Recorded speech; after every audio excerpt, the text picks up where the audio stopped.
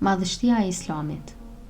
Feja e vërtet është një ligj e Allahut dhe është një përmbledhje e shenjtë e të gjitha ligjeve dhe urtësive hyjnore. Allahu i madhëruar e ka përcjell këtë mirësi të madhe tek njerëzit me anë të pejgamberëve. Ky ligj i çon njerëzit drejt mirësisë. Për sa kohë njerëzit respektojnë dispozitat e këtij ligji hyjnor me vullnetin e tyre, ata gjejnë rrugën e drejtë dhe arrijnë lumturinë në të dyja botët. Feja islame është e fundit dhe më e përsosura e feve të vërteta. Kjo fe e bekuar nuk është vetëm për një popull apo kohë të caktuar, por kundrazi është një fe e përgjithshme për natyrën e njerëzit dhe i përket të gjithë njerëzve e të gjitha kohrave. Kjo fe e madhe është një mënyrë shpëtimi dhe prosperiteti, një burim paqeje dhe lumturie. Është feja e vetme me të cilën Allahu i madhëruar është i kënaqur.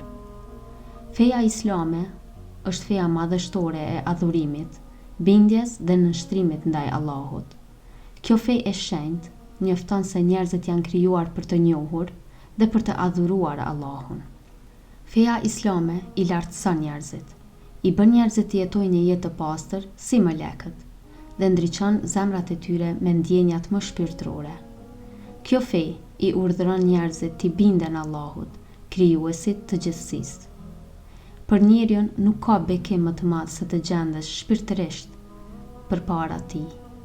Adhurimi dhe bindja sigurojnë njeriut këtë bekim.